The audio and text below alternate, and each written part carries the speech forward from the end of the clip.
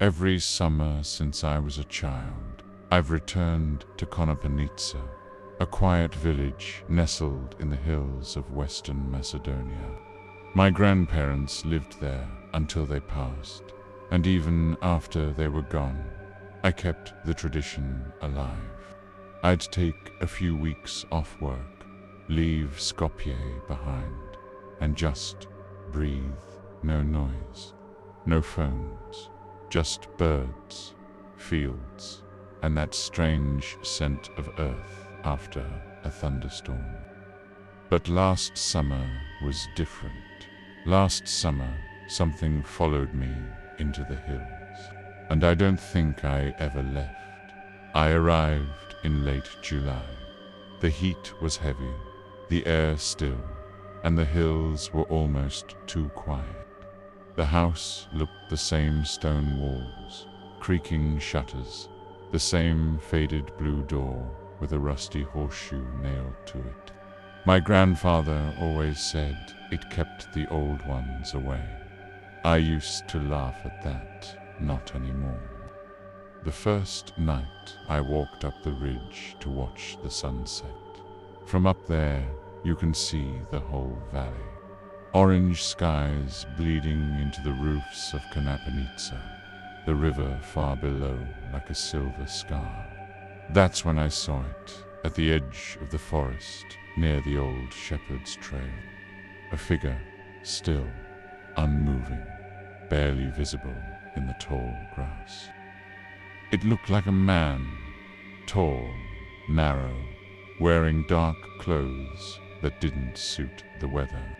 He was facing the forest, not moving, just standing. I called out, thinking maybe someone was lost. No answer. And when I blinked, gone. I told myself it was a trick of the light. Maybe a scarecrow. Maybe I was tired. But that night, just before bed, I heard whistling, a low, tuneless whistle from outside the window. I froze, then it stopped. No footsteps, no dogs barking, nothing. I got up, went to the window, and saw nothing but my reflection, sweaty, pale. But when I turned to go back to bed, the window latch was unlocked. I never leave it unlocked.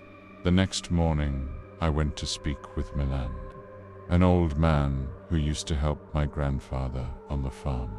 He was 86, still sharp, still walking the hills like he was 40.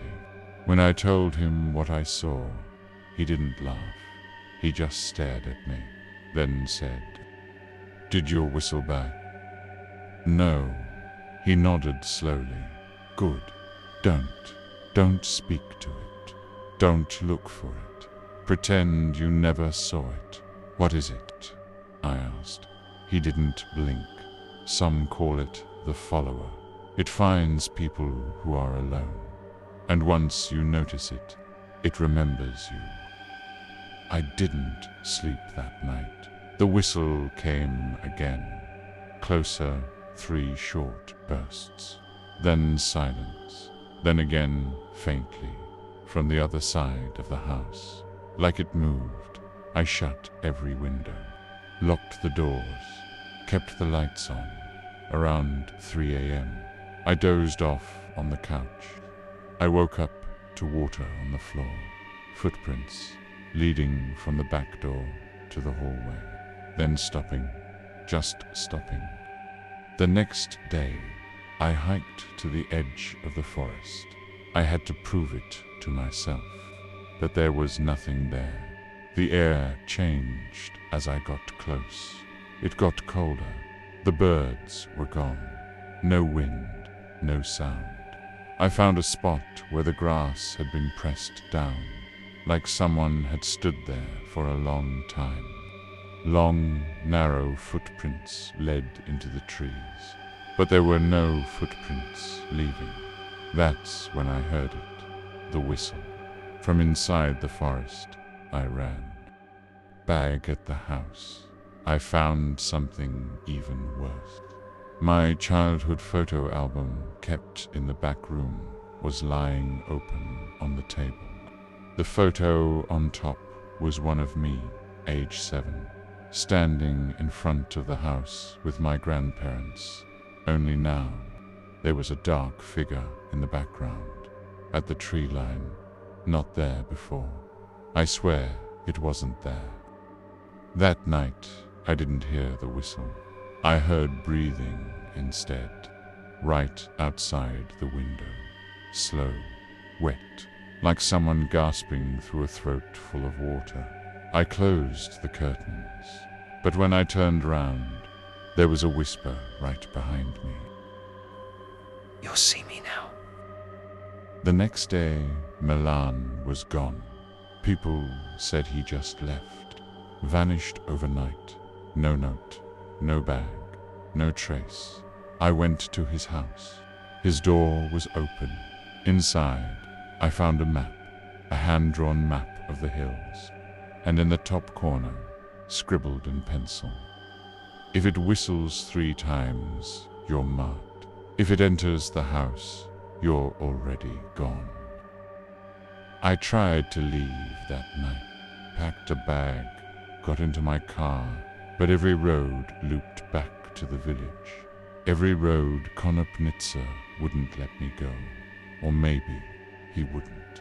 The last night I slept with the lights on, but sometime past midnight, the power cut out, total darkness, and then 3 knocks at the door, followed by the whistle.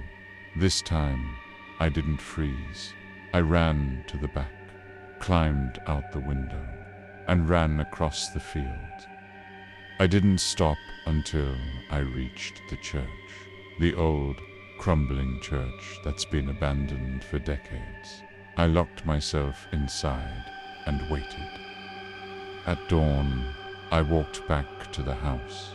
The front door was wide open inside. It was cold, wet, like a cave. All the mirrors were broken, and on the wall, written in black mud, "You left the door open." I left Konopnica the same day. This time, the road let me out. But something's wrong with me now.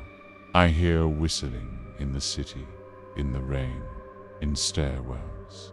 In my sleep, I wake up with muddy footprints on the floor. People say I talk to someone in my room at night. I live alone. The other day, I found a photo on my phone I didn't take.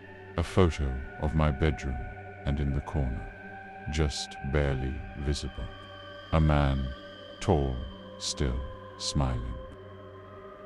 If you're hearing this, if you're reading this, never go to Konopnica when it rains, and whatever you do, don't whistle back.